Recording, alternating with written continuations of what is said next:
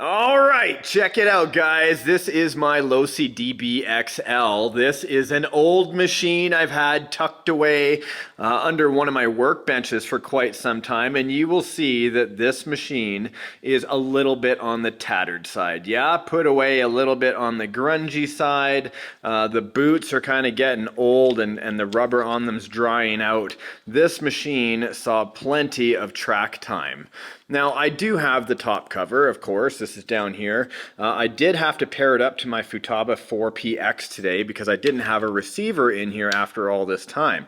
So I haven't even put any gas in the engine yet, but I wanted to see what was going on. Even though this looks like a rat's nest of wires, everything is all well done and not too bad in there. This is a kill switch on the front, but I don't have the buzzer plugged in, so you're not going to hear that. Let's have a look. On. Everything is good to go.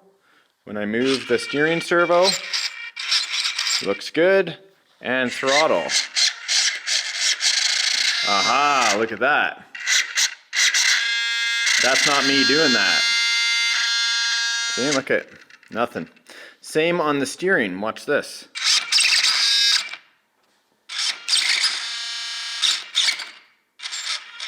Now if I go nice and slow, not bad.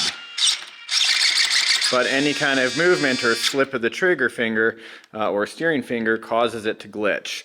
So this is a common problem I noticed with these 1/5 scale waterproof Savox servos, is that they over time just seem to give out and short like what you were seeing.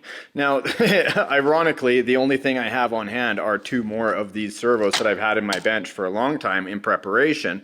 And a few short minutes later, I've got the servos in place. Check it out. So one of the things I had to do, which is friggin' hideous, it's too bad. I've lost my cover. I've temporarily misplaced it, so I have to cover up the electronics here. Here's the battery cover. That's a 3-cell Gens Ace 2200 milliamp hour that I'm running in here that runs the servos, basically, and the receiver. Now, this being the throttle servo, it also controls the brake. This, if you've never seen a vehicle like this before, this is how it works. This is a brake arm for a cam that actually squeezes 2 brake discs together, or 2 brake pads together on a rotating brake disc. This is the throttle way over here. This is the carburetor. This is the long throw arm that goes across the top of the engine, bends down and comes out straight on a spring. It comes into a small pivot point that also goes into another spring that attaches to one side of the horn. The other side of the horn stretches all the way down here and works on a series of collars and bumpers that control these brake arms. Watch this, all in one fluid motion. Here's where I apply the throttle and the brakes are released and the throttle is open. And then when I apply the brakes by pushing forward on my throttle, that's the brakes getting squeezed. So full open, is that amazing mechanical work or what? I love seeing things like that. Also, I've set the end points on my servo, my steering servo horn, so I'm not over torquing or overthrowing the servo itself. So I wanted to do that before I did anything else with this model, before I fire it up, because I want to ensure that I'm not causing these servos any undue stress. Actually, have a look in here with me. So it looks like I must have run this at least once or cleaned it and kind of put it away dirty, but the sticky oil is still on there. It's filter oil. But I also want to get in there and clean the butterfly valve on the inside of the carburetor there, just so I don't have any sticking issues with the carburetor.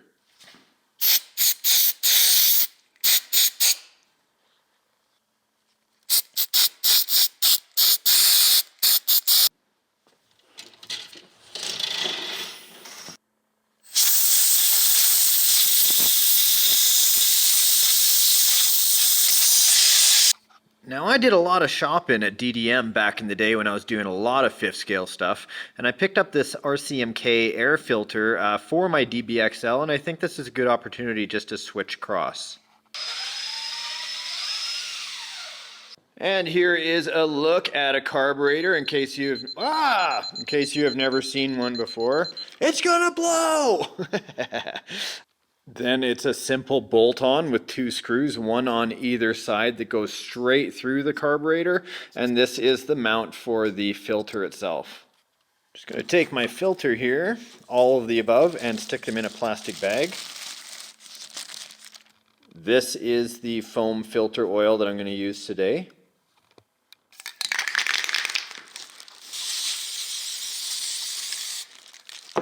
And I'll just squish it around in that bag to make sure that the filter is saturated.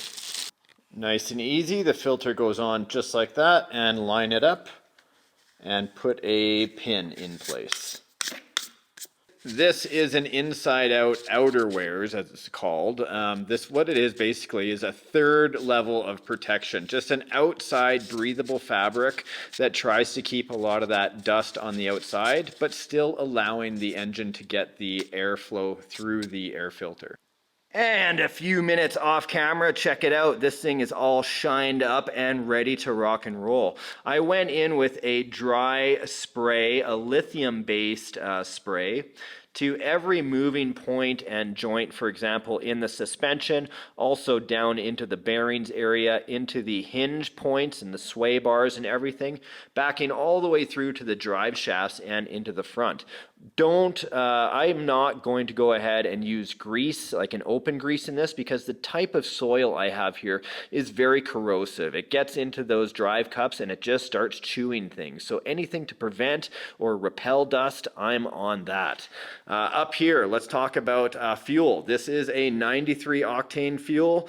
Of course, my 2-stroke racing formula, the Caster 927 that Everett and I have been using for years. Shout out to the 5th scale boss. I'm sure he'll be here ripping his 5th scale soon enough this season as we dry up from the winter.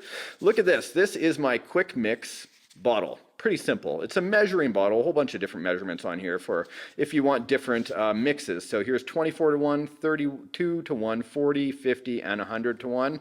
This is the one. Since the mix is 25 to 1, close enough, I'll be putting 5 liters of fuel. I need to fill it up to here with this oil. Dump it into here, mix it up, and add it to the gas tank. Right about there. I like to add just a little bit more because I'd rather be on the safe side since it was a 25 to 1 mix anyway. Give it a little bit of life. Now back to the carburetor. This is the primer bulb, so I'm going to want to start bringing fuel from the tank to the carburetor. Good enough. Halfway for me is fine. Hopefully it's going to keep that there. That's plenty pressure. I took the tape off so I could see the kill switch here. It has to go into a green status and then solid. Perfect. So that's ready to start right now. Everything, let's just make sure. Steering works. Throttle and brake work. Everything should be good, primed and ready. Now it's just a matter of starting it.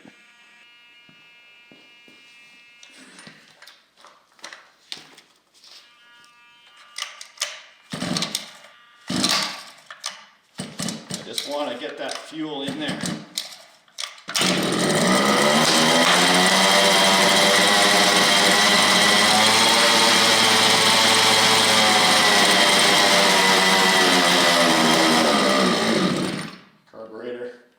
It looks like I did not quite put that on strong enough. My carburetor's loose, which means it's running a little bit lean.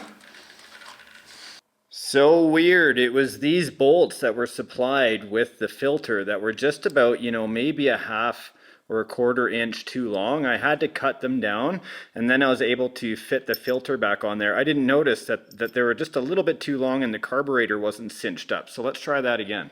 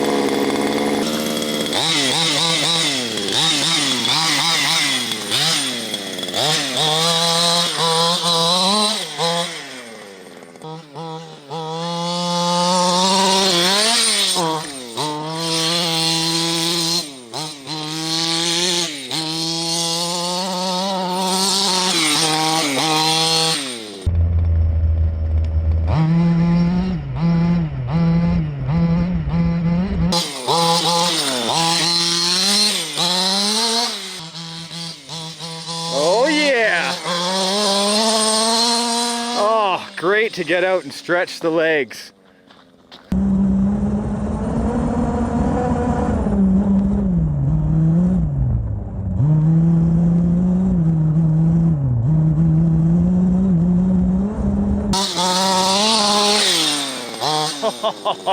Oh, I love this hobby.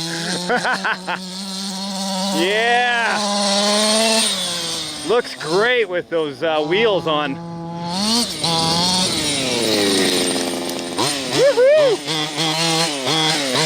Oh, dying to go to the track.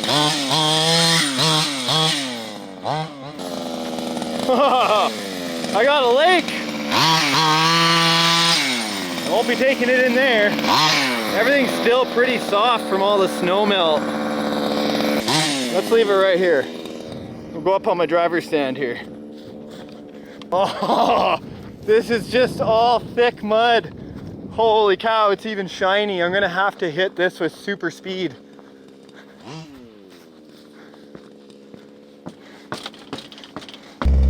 Good luck.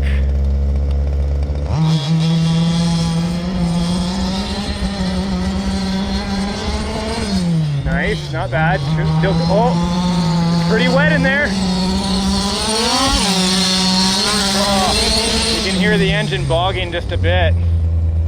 That's okay. Still have to kind of tune it up a little bit.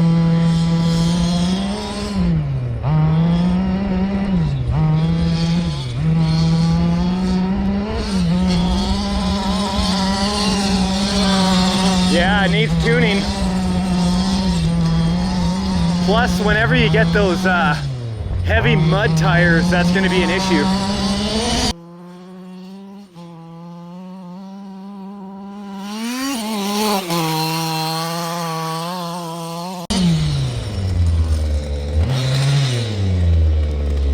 Beautiful.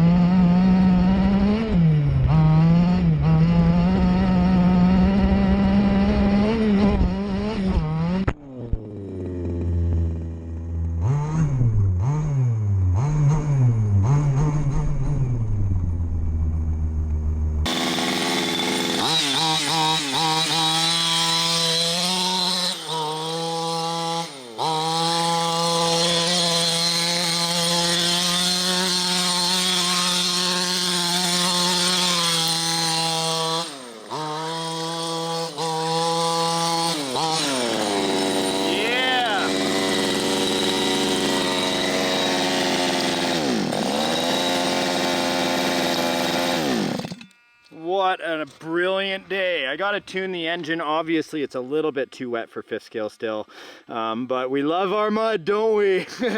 Clutch shoes are a little feel differently about that, but you know, whatever.